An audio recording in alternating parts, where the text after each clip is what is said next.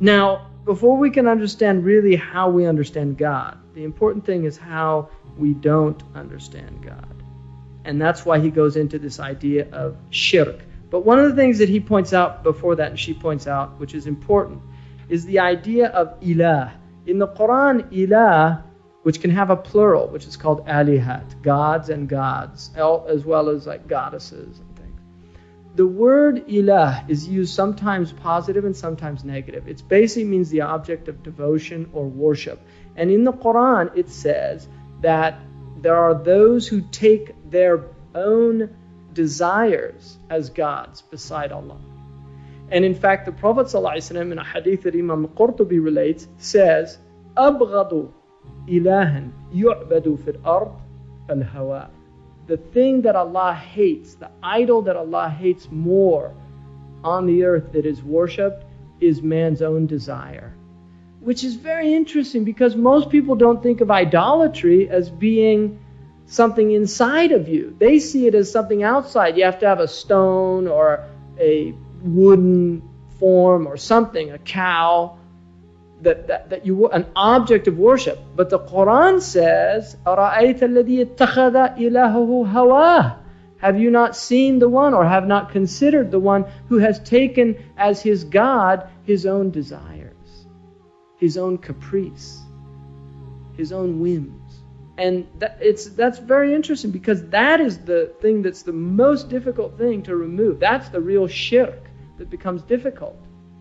Worshipping our opinions, because we become assiduously devoted to them. We're not willing to give them up for anything. We'll even die for them.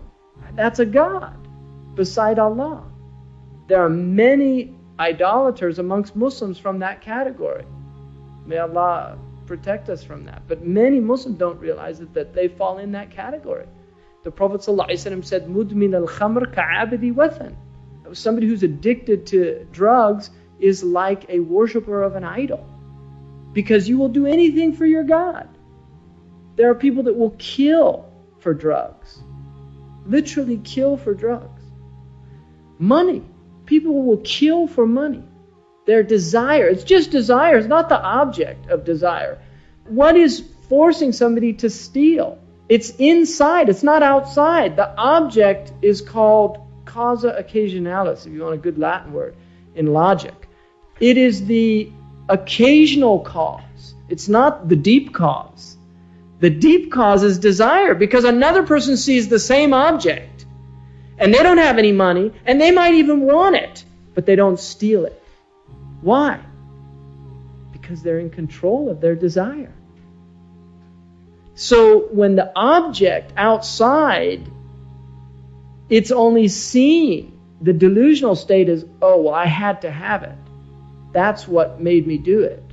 No, it was inside from the beginning. That desire was there, and that was only an exciting cause. It's not the deep cause. The deep cause is tama'.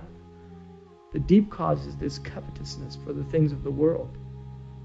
So shirk in the Arabic language means to share, to be a partner, to make someone share, and to give someone a partner, to associate someone with someone else. Sharik is literally, you can call hada shariki fi tijara. This is my partner in commerce. So you're sharing. Musharaka. If we share things, natasharik, we share the food, we share conversation, whatever. So the idea of associating or sharing with God, something which is God's alone.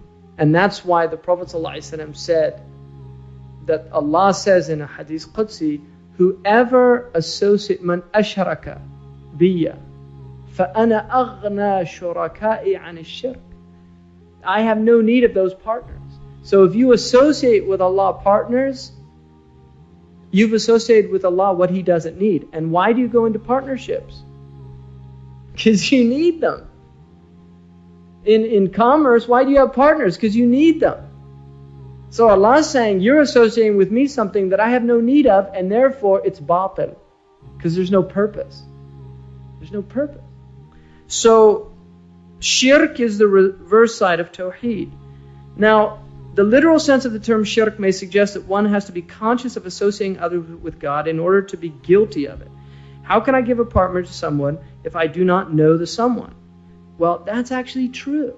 And that's why the Quran says, وَلَا تَجْعَلُوا لِلَّهِ أَنْدَادًا وَأَنْتُمْ تَعْلَمُونَ.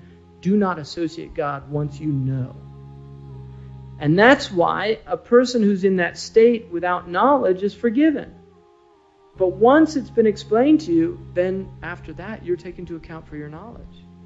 And that's why the Prophet ﷺ, in hidden shirk, he taught us to say, Allahumma inni a'udhu bika an ushrika bika wa ana a'lamu wa astaghfiruka lima la a'lam. Oh Allah, I seek refuge in you from associating with you, and I'm aware of it.